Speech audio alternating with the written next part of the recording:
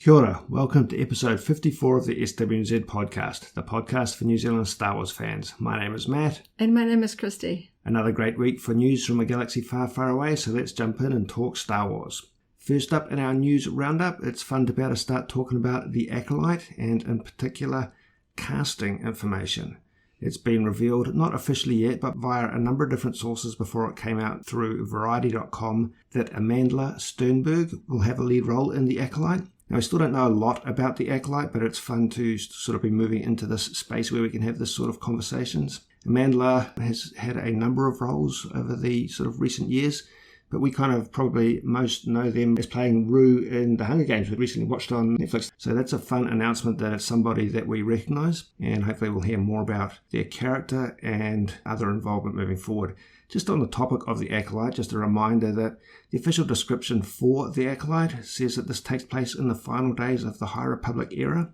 We know that that's about 2 centuries after the sort of current active stories of the High Republic novels and comics, and right before the fall of the Jedi era, which incidentally is around the time of Dooku's childhood. So there's some interesting sort of bits and pieces in terms of milestones and the continuity around this point in time. We don't know a lot about it beyond the implications of this concept of the Acolyte, but I think moving forward we're going to see a little bit more interaction between the High Republic material, an upcoming game called Star Wars Eclipse, which we'll talk about very shortly, and the Acolyte. So I think there's going to be an interesting blend of this prequel sort of continuity.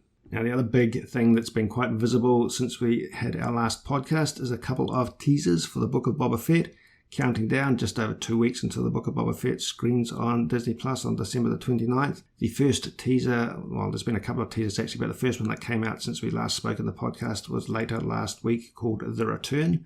This one had quite a lot of new material in it. In particular, we saw swoop bikes with Nikto on board. Interesting to see that style of swoop bike come into play. We saw some Tatooine streets with additional types of speeders, some land speeder type speeders, but some also sort of, maybe think of Vespa, some brightly coloured blue, red and chrome sort of speeders, so some interesting new styles and designs there. And there's a very fun, what seems to be a flashback scene. But it's interesting to see the sort of way that this played out, because there's a flashback scene that shows Boba Fett, Temuera Morrison, in just his overalls. So before he's acquired any sort of covering or armour, so pretty fresh from whatever has taken place since the Return of the Jedi. And there's a little bit of suggestion that this might even be in a place that is in fact Tosche Station, or something like Tosche Station, because people have tried to match up the background and even some of the characters to the deleted scenes from Star Wars A New Hope. So there might be a connection there, or it might just be referencing existing material in terms of set decoration, but it's fun either way that they're going to that level of detail in terms of making this feel like the Tatooine we know. This was followed up just today by another teaser, which is just called Ready. And that word kind of implies, are we getting ready? Are you ready for the release of Boba Fett coming out very soon? This subsequent teaser didn't have quite as much new material, but each iteration of these really feels like it is adding to the hype, building the hype, and we're super excited for it, and that just seems to be the general consensus across the internet. Yeah, it's only like a few days now. We're counting down those final days. Obviously, it would be fun to sort of have it pre-Christmas, but this is definitely something to look forward to just after Christmas. I hope that if any of you are heading away, that you'll be able to watch these episodes while on holiday. That'll be a fun little bonus. I'm super excited to finally get stuck into it. I hope that these are reasonable lengths. I know every now and again with some of the Mandalorian episodes, they kind of trend a little closer to half an hour. We're like, no, we've got to get up into sort of a high 40, nearly 50 minutes. So here's hoping that because this is a slightly less episode number for the Book of Boba Fett, that they're good meaty length in terms of runtime. But I'm really, really excited. These trailers are definitely getting me amped. Yeah, well, some of the recent episodes of the live-action Hawkeye series on Disney Plus were a little bit longer, weren't they? So there is precedent for them to do the longer episodes. And as you say, we believe this is going to be a 7-episode series, so slightly shorter than what we've seen with Mandalorian, which means they may cram a little bit more into each episode. One other conversation that I've seen online that's just a little bit interesting to contemplate, I kind of like the idea that this is looking like it's going to have a little bit of a different feel to The Mandalorian. Obviously, all of these current and upcoming live-action series are going to have a bit of interaction and a bit of relationship between characters because they're taking places in similar spaces on the timeline. But I kind of want the Book of Boba Fett to not feel like The Mandalorian Season 2.5. It'd be nice if it has its own feel, even if it references characters and events from The Mandalorian. And one aspect of this that I've seen discussed is the relationship to recent comics from Marvel, in particular the Bounty Hunters, War of the Bounty Hunters comics, and the Crimson Reign comics, which of course explore the criminal underworld, the dark side of, or that dark side of the galaxy in particular. So there may be characters, events, organizations that are set up in those comics that are quite strongly referenced in the Book of Boba Fett, and I think that's going to be a really interesting tie-in and really set the tone in a way that distinguishes it from The Mandalorian. I'm looking forward to that with a bit of luck.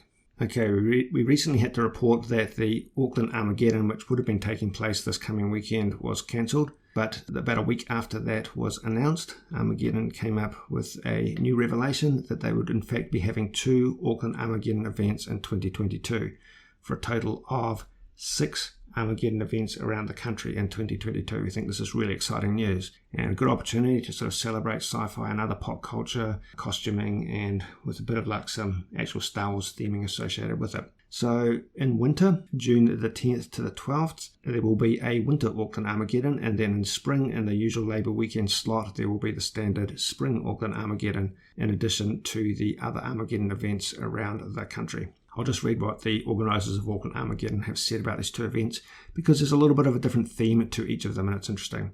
So for the winter, June the 10th to 12th event, they say, as we dive into winter, we're bringing new life to the Auckland Armageddon Expo you all know and love. This event will be focusing on gaming and esports with the country's largest gaming tournament ever. This will be open to all ages and will feature streamer hosts and special events. They'll also be hosting a bunch of in-person animation voice actors and have several special anime-focused events and activities, as well as large displays unlike anything ever seen at Armageddon.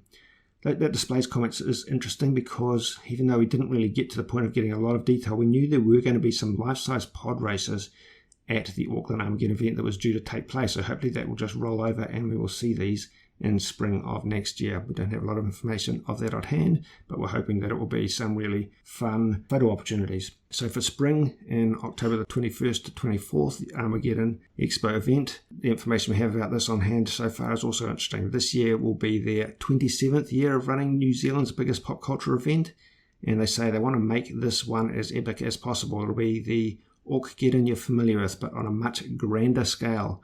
They plan to bring back in-person celebrity guests for the first time in 3 years, and I'll have a focus on anime with lots of incredible gaming events. This will be the biggest gaming setup for the year, featuring all types of content to blow your mind and entertain. So certainly exciting to start to be thinking about in-person celebrities again. It has been a while, and there's opportunities for a few Kiwis to be showing up as Star Wars representatives. Hopefully we'll see that sort of thing taking place in October of next year. Yeah, obviously fans are disappointed that Auckland Armageddon couldn't go ahead this weekend, but I like their sort of backup plan that they've come up with. So we miss out. So technically it's not really sort of fully cancelled. It's just bumped to June next year, which is a nice, safe, push it off into the future type thing. They made the right call, frankly, because yes. Auckland won't be moving into orange until later in December. So beyond yes. that point. So it was a hard decision to make, but transpires that it was the right one.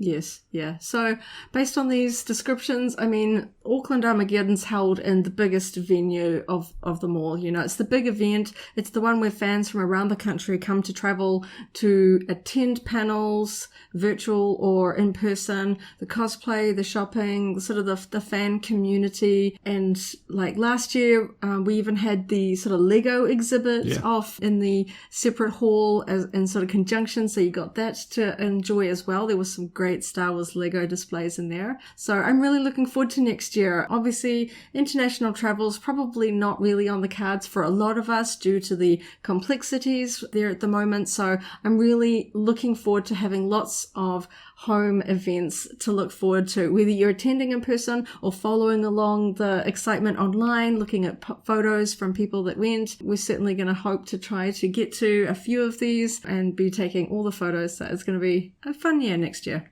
Okay, we want to talk about a surprise reveal, the trailer for the future release Star Wars Eclipse game. This is a very grand cinematic trailer for a game we're not expecting to see for a couple of years yet. It's still described as being in early development, but the trailer is obviously very fully formed.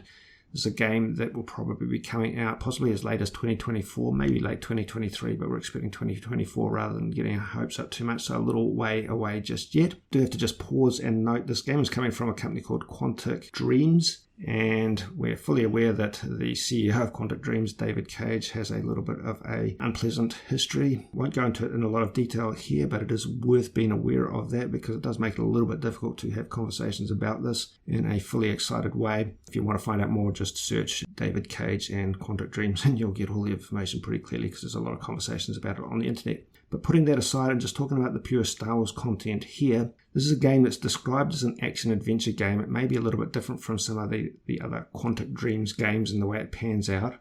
A little bit of a role-playing aspect, probably not open-world or MMO. Not clear about the full structure and gameplay style yet, but you will get to play a few different characters as you navigate an adventure that's taking place during the era of the High Republic, but in the outer rims of the galaxy. So presumably that just gives a little bit more freedom in terms of navigating other canon events. But like I say, very polished, very exciting, very sort of hype-worthy trailer, over 2 minutes in duration, and lots to sort of see and digest from that. It's really exciting to see trailers like this kind of drop unexpectedly. Obviously, there was a lot of sort of underground chatter that there was a game in development, but I always kind of hold my breath because that's happened a lot over the years. You know, we knew about Star Wars 1313. We've known about these sort of untitled projects being done and then being shelved for one reason or another. So I wasn't putting too much stock into rumors until I saw a formal announcement, and this was definitely a way to really get people excited. It's a very slick trailer. I saw a lot of commentary saying that it reminded them of the Star Wars The Old Republic cinematic trailers, that really sort of high definition cinema quality computer generated graphics. It looks amazing. It's got a sort of a really interesting music over it, a drum beat that sort of really builds up. It's definitely one to check out. There's so many little details in it. Obviously, it's a little bit hard to sort of figure out too much. We're getting all sorts of bits and pieces. It's just generally the sort of the vibe of the current events in the galaxy where this game takes place. It doesn't really sort of pull out too many major characters. We don't see any actual gameplay in this trailer. No, so scene setting, but yeah, and the characters we see, no one knows who they are. There's just no connection to any other material at this point. There's a female that we're presuming is a Jedi. There's a sinister-looking character emerging from black ooze who may or may not be an adversary of some sort. There are a few recognizable elements which are fun to really sort of hook it into the Star Wars feel. It looks like we may be visiting planets that may be Kashyyyk or Naboo, or at least planets similar to both of those. And what we do see is a bunch of Trade Federation Lucrehulks and landing crafts. The Lucrehulk class battleships are the ones that we saw in the Phantom Menace, of course, the large droid control ships. And even though this takes place some time before the Phantom Menace, we know the history of those. Kind of interesting because the Trade Federation, before it built a military force, was a Trade Federation. So these Lucrehulk crafts are enormous cargo haulers that were modified during the time of the Phantom Menace. So they have a longevity in terms of continuity. They've been around for hundreds of years. There's some interesting goings on related to those. We see a few species that we are familiar with. We see an interesting looking protocol droid. We see lightsabers and lightsaber fights. And one thing that really kind of stood out, a few people have talked about this, is that amongst the sort of hustle and bustle of this sort of market scene that we see, where there's a Mon Calamari wandering around and a Duros character, is a number of representatives of different Force religions that were established in Star Wars Rogue One as being occupants of Jeddah. So we see disciples of the Wills, cultists of the Central Isopta and Turabota, all quite recognizable characters in specific garbs and headwear. So it kind of implies that as well as Jedi and Sith, there's other sort of conversations and events related to different groups, different sects, and the way they interpret the Force. And I think that's going to be quite an interesting exploration. I always like the way that the Force tends to get a little bit more explored in depth in some of the video games. You know, video games come up with some really interesting force powers to kind of make things really interesting, sort of above and beyond what we often see in the movies. And I know for the sake of video games, these are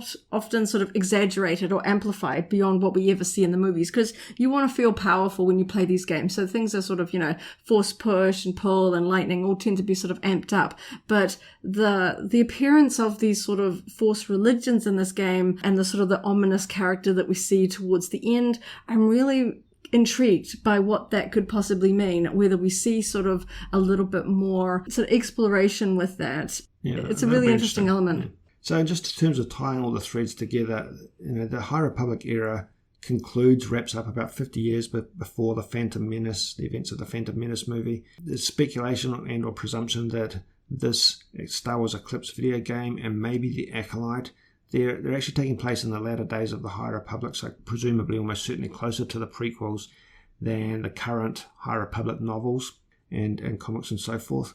So I think that we're going to sort of see a little bit of pulling together of material related to the High Republic and this game, Star Wars Eclipse, and some relationship potentially to the Acolyte, because they are sort of occupying the same points in time on the timeline. It'll be interesting to see what sort of overlap and sort of real world building related to that era is going to take place between these different elements.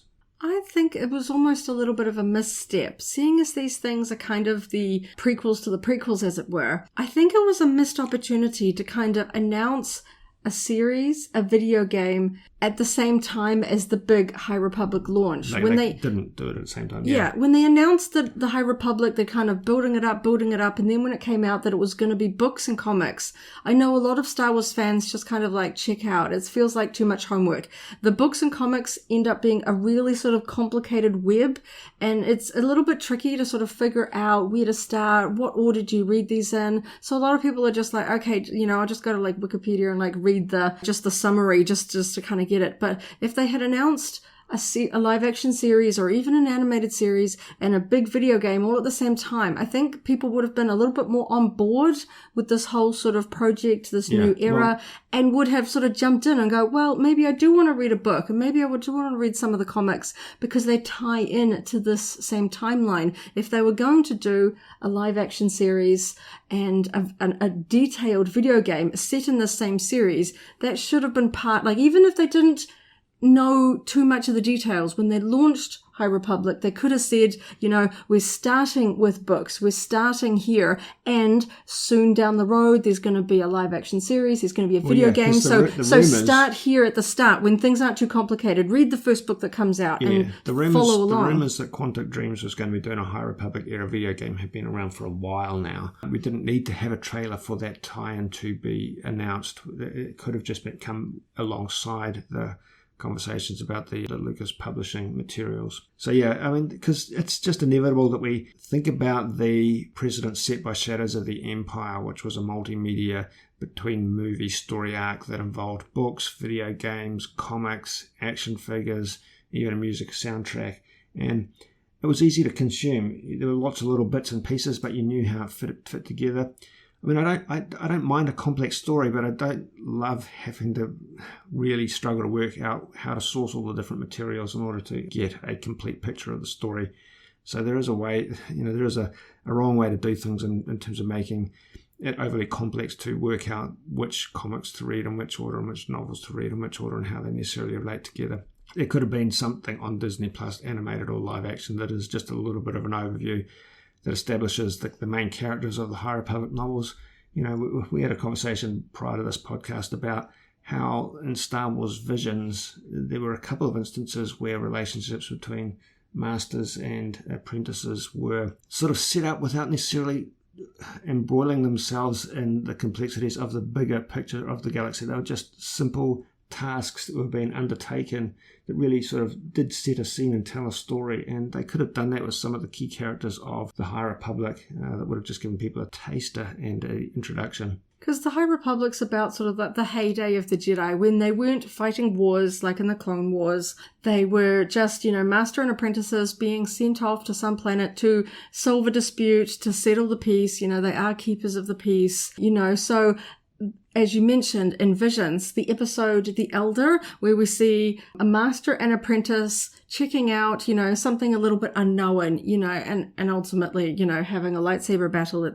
But that's exactly the sort of thing that they could have done as like a little short form animated series. You could pick random master and apprentice team ups. They could go to a different planet each episode, different characters, It doesn't have to be prolonged. It's just about establishing that relationship and giving someone familiarity with the characters so that they're more tempted, more enticed to, pick up a novel and read it as a more complex story unfolds, because obviously the High Republic Phase 1 is getting into quite a complex story with interaction with the Nihil Marauders and, big galactic level events.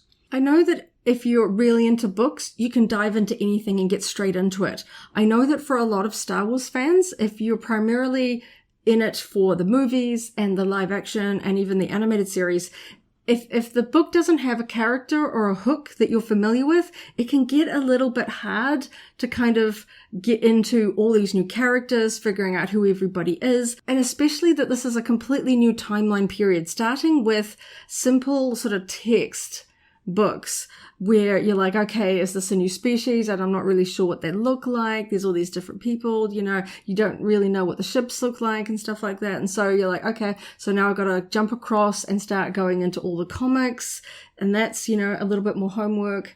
I think it would have just made it so much easier for this new generation of fans that doesn't come with a huge sort of history of having read all the books, read all the comics, done all the kind of expanded universe sort of knowledge absorption. The newer generation of Star Wars fans don't know all of that. So they could have made it really easy for people to dive on board. Yeah, and I'm glad that they're finally doing this. Yeah. We're getting a video game, we're getting a live action series that kind of ties into it, but it would have been so much easier if they just done it from the start. Yeah, so it may be indirect relationships between the Eclipse game, the Acolyte, and the High Republic published material. Maybe indirect, but it's still going to be worthwhile, and I am looking forward to that little bit of interaction. I don't expect to be spoon-fed every single bit of information in the Star Wars continuity, but I think if you make it a little bit easier for fans, then you'll get more fans interacting with it. And I think more fans buying the books and buying the comics, So a little bit of a wait before Star Wars Eclipse comes out, or before we probably even hear a lot more about it, because it's, as we say, in quite early development. Clear exactly what that means. They must have some hint of this, the storytelling, but obviously a branching story that involves decision making, and it's going to be quite complex to make sure everything's ironed out and working and functioning. We'll look forward to talking about that down the line. Just as a little quick update about another Star Wars video game, Galaxy of Heroes, the app game that's available on iOS and Android, has done the next sort of progression in the big Starkiller Galactic Legend update. So now we have in the game all 4 characters that will be required to level up to be able to unlock the Starkiller event. You can see the countdown in game for the Starkiller event. It's very, very exciting. So now finally in the game we have the 4 expanded universe sort of classic characters. We have Dash Rendar, Kyle Katarn, Darth Talon, and finally Mara Jade. And she is looking like a really good addition. I'm very, very excited. She's an awesome character from the original Timothy Zahn Thrawn trilogy books. She's a beloved character, so it's really fun to have her in the game. In the continuity, Mara Jade transitions from being the Emperor's Hand to being a sort of light side character, but in the game, she's the Emperor's Hand. She specifically has the title Mara Jade, the Emperor's Hand. So she is a dark side aligned character, which I kind of like, because that's how we first meet her. It's her sort of classic appearance. Obviously, it's amazing where her character story progressed in those books, but I do kind of love her in her classic black outfit being aligned with the Sith, so it's really fun. I'm definitely keen to work on gearing those characters up because they're fun additions to my collection. Okay, before we wrap up news announcements and move up into product announcements and store reports, I just wanted to mention the Galactic Starcruiser again, because since the last podcast, something that's kind of leaked, because it's something that's been sent directly to people who have paid to attend this role-playing hotel 2-day stay, and that is that a welcome video that all people who have bookings with the Galactic Starcruiser have sort of received. And we've had some conversations about the missteps that the marketing group for the Galactic Starcruiser have taken in the last couple of weeks, and this feels like another one. The welcome video features a character against a pretty bland backdrop, presenting a pretty cheesy summary of what to expect when you're on the Starcruiser. The character is named Indario Zin. She is a Chandrila Starline representative. And the whole thing has sort of been described as feeling like it's come out of a 1990s CD-ROM game. It's pretty lightweight and pretty weak in a way that's not nostalgic or not entertaining or humorous or sort of throwback. It's not ironic. It seems like a funny misstep. I understand them doing... The character has purple skin and a few sort of tattoo details. I understand in the actual hotel keeping the alien cast members a little on the minimal side, they don't want to go through huge big latex prosthetics. But for a published video where this person is not going to be seen in the hotel, or at least there doesn't seem to be any indication of that. So they could have done something really, really cool with, full on latex headpieces, different eyes. Star Tours videos have had all sorts of species, Wookiees and Mon Calamari and all sorts in a very fun way. But this felt just a little bit flat. The background was flat. The tech that she was holding in her hand for a hologram projector was... It literally looks like an iPhone just turned upside down, and that the holo projector is coming out of the flashlight turned on her iPhone, and people are sort of pointing out like...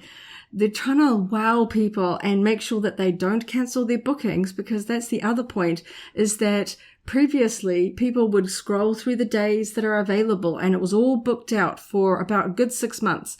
And now, as these sorts of shall we say controversies are sort of cropping up with what the stuff actually looks like in these teasers, several dates have now opened up for bookings, which can only mean that people are cancelling. Yeah, we're coming up on the 90-day cancellation limit, so people are realising if they're going to cancel, it's now or never.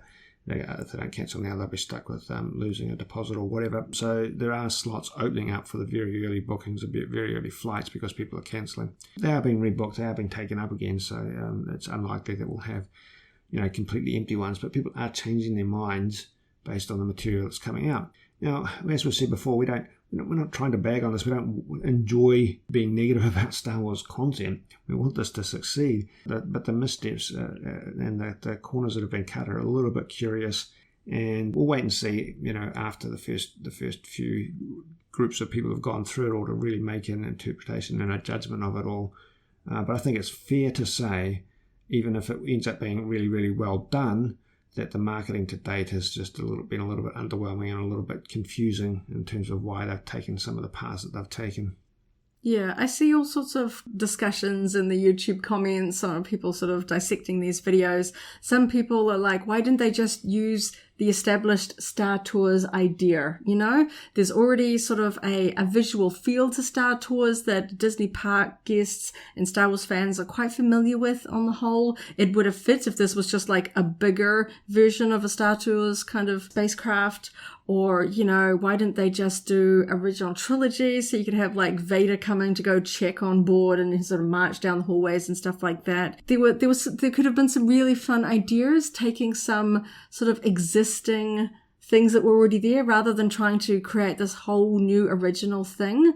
Yeah, well, there was a Facebook live stream recently where a lot of people who had bookings actually sort of got together and had conversations about it and were still discussing what things they were looking forward to. And I think there are things to look forward to. And there's this notion that the role-playing aspect of it will be a little bit more thorough, a little bit more, visible if there are cast members that are sort of helping you along the way, sort of continuously through it. So there's still reasons to be a little bit hopeful for it, but some of the justifications for the marketing material that have been coming through, I just felt didn't really stand up either. This notion that, we haven't seen Galactic Starcruisers in the Star Wars galaxy yet, and that's why the bridge of the ship looks different from things we've seen so far. I mean, yeah, sure, technically, but stop and think about it just for a second. If you want people to think of this as being a Star Warsy experience, then don't use the excuse that this is a new thing in the Star Wars universe you haven't seen before. Use something that's recognisable and established. Yeah. And, the Star Tours concept ties into that, as does, any other actual recognisable elements. You've got to have those recognisable elements for people to enjoy it as a Star Wars experience. You can't get away with the excuse that this is just a part of Star Wars you haven't seen before. Yeah. I know some people were sort of pointing out that they sort of were sort of celebrating the big itinerary. There were lots of things to do, but when you sort of broke it down, there was the lightsaber training, which, to be honest, looked a little underwhelming, especially for a generation of younger fans that would have grown up with some of the really cool VR games, really sort of action-packed video games. This is going to be a little bit slow-paced, unless there's like a expert mode on this thing. Then we have the deck, which is going to be a lot of people queuing up to pull the same levers and buttons, or unless it's going to be like one lucky kid gets chosen to pull the hyperspace lever and everyone else just watches. And then we only see concept art so far for the sort of hollow card game. It's going to be really interesting to see if they reveal that before the launch, because we haven't seen anything of that room or how that's going to go down. And then of course we have the lounge bar that we saw in that video that was pulled down. And as people pointed out, there's one person singing and everyone else is probably drinking expensive cocktails that you have to pay for on top of the cost of the hotel.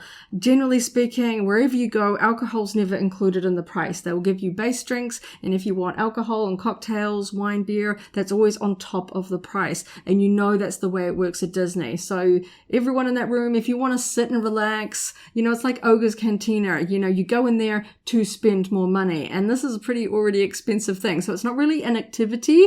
If you are spending money, it's essentially sort of shopping disguised as an activity. Even wider than that, how do you get a balance between role-playing for kids and role-playing for adults? Because they are two different things. Yeah. I think in many ways they require two different levels of detail and different styles, and just that balance is going to be, the 3-year-old will go up to Mickey thinking it's Mickey. The 30-year-old goes up to Mickey knowing it's a performer in a costume. You play along because, there are kids around and it's part of the Disney experience. You play along that these are the real characters and stuff like that. So how do you kind of keep that enthusiasm going without ever sort of breaking that illusion when it's supposed to be a complete immersion, never breaking character? Yeah, well, they can. They can go to great lengths to make it feel realistic for adults, but trying to do that in parallel with kids and manage kids in the same space is especially if you have things like space battles. I don't know how they're going to do that on the bridge. If you're going to fool kids into thinking this is semi-real, how do you make it exciting and being bombed without freaking out the 2-year-old, the SNL skit where there's adult collectors and child collectors and they have completely different perspectives on how you should be playing with toys. Yeah. What is the definition of accuracy? Because if you have kids just running around banging buttons and wildly flinging at joysticks, and then adults that want to get into the immersion and actually take things out and experience the content, the progression of the storyline, those two things don't work together in the same space at the same time. Yeah, so we'll see. Yeah. We'll talk about this it's definitely going to be very, very interesting when those photos and the videos start coming out in March next year. And hopefully they don't force restrictions on how much material can actually come out. Obviously people can talk about and describe everything, but we should be able to see it. We want to be able to see it. Make sure there's nothing hidden. I'm sure somebody's going to try and sneak some cell phone footage if they don't allow cameras. Yeah, there's this. If there's a true story arc that's going through the whole experience, and there are spoilers that you want to avoid being released, because that can really kill it if they're just out there in the wild. But we need to know more about how it's actually going to pan out. We want to see that once, from people who have actually participated. It is very hard for Disney to restrict that sort of thing, because while you can walk into a movie theater and they can take your phones off you, inside the Disney parks, you need your cell phone. They've built the whole sort of Fast Pass, now Lightning Lane and Genie. Everything is moving towards using your smartphone to buy food, order food, secure your tickets for rides and things like that. They are leaning very, very heavily into it. So I don't think you can step onto Disney property and expect to be separated from your cell phone. They give you alerts about when you can go on Rise of the Resistance and stuff like that. The only way to get on Rise of the Resistance, for the whole first year of its existence was to book basically on your phone. So the people at this hotel are going to go into the Disney parks. They're going to need their phones on them. So I think at least we'll get sneaky pictures. Okay. It'll be interesting when we hear that material, but that's a good few months away yet. So we'll see how that pans out. Okay, a few product announcements and local store reports, or in fact, most of what we're about to talk about qualify as local store reports, things that have been revealed or become available in New Zealand over the last week. Kmart has a very wide range of kids clothing. They often have quite a lot of themed clothing in the kids section in particular, but this is a wide range of nearly 20 different products, all priced in the $7 to $10 range, with fun, mostly Grogu style, cartoony graphics and imagery, but a good range of kids clothing for all ages, starting from infants, newborns, in the $7 to $10 price range. We've got that all covered and discussed on the SWNZ website. As part of the recent Bring Home the Bounty week of reveals, there is a collaboration between Elements Skateboards and Star Wars. And those have actually started showing up in New Zealand. So via Empire Skate, you can get the Darth Vader 8-inch complete skateboard for $130. You can get that via the market or direct via Empire Skate. And a couple of other smaller retailers, Dreamtime Surf, we've noticed have actually got a few others from the range. The Stormtrooper, the Yoda, the Boba Fett, and that aforementioned Darth Vader 8-inch complete Star Wars skateboard. These are quite fun collectibles. We haven't had a lot of the previous Star Wars collaborations with Element Skateboards make their way into New Zealand with decent distribution. So it's nice to see those being made available. The Darth Vader one is my favourite so far, and that seems to be the one that's going to be stocked by the most people because of its presumed popularity. A couple of new products showing up at EB Games. In the Gaming's Great Black Series 6-inch line, an Imperial Senate Guard figure from The Force Unleashed, priced at $59. That's a price increase over the standard Black Series because of the exclusivity of this figure, but if you're collecting the Gaming Greats, EB Games has that in stock now online and in stores. Also at EB Games so far, but presumably we'll see at a few other retailers as well, as the new deluxe Boba Fett Black Series figure in his full Mandalorian, End of Mandalorian, start of Book of Boba Fett gear. A very cool figure. It comes in the deluxe packaging because it has 2 guns, a removal helmet and a jetpack, and consequently it's priced a little bit higher. I think EB Games has that for $69 at the moment, but as we talked about last week, we're going to be suckers for this Temuera Morrison merch and probably going to want to get all of the Black Series representations of the different variations of Boba Fett, all the way from his first appearance on Tython and the Mandalorian through to whatever number of iterations we see in the Book of Boba Fett. I think it's going to be quite fun to have those guys all lined up. Speaking of Boba Fett, from New Zealand Mint, Boba Fett's Fire Spray 31 class patrol and attack craft, also known as Slave One historically, a 1-ounce silver coin from New Zealand Mint, is quite a cool new addition. This features colour imagery of the starfighter set against a silver backdrop, and that is in stock and shipping now, priced at $164 for a 1-ounce silver coin from New Zealand Mint. Finally, a couple of new t-shirts showing up from Hellenstein Brothers. A Darth Vader I Am Your Father, which we've seen a good few times before in different iterations, but quite a cool comic cover style Grogu t-shirt, which is currently half price, $20 at Hellenstein Brothers, available online or in store in their licensed graphics t-shirt section. And that's about it for this installment. I guess we are done doing talking. If you have any thoughts on topics we discussed today, we're definitely keen to hear them. Leave a comment on the YouTube page or our website page for this podcast. Thank you for tuning in. We always appreciate you taking your time to listen to us share our passion for Star Wars. Stay tuned to our website, SWNZ.co.nz, for Star Wars news for New Zealanders, and another podcast episode next week and every Tuesday. Don't forget, you can jump on over to either our Facebook group or the SWNZ message boards to discuss all the latest Star Wars news with other Kiwi fans. Kia ora, kia noho haumaru. Thank you for listening and stay safe. Turou Hawaiki, may the Force be with you. If you enjoyed today's podcast, go ahead and like the video, check out the SWNZ Podcast playlist for our other episodes, and subscribe for alerts about new episodes. See you next time.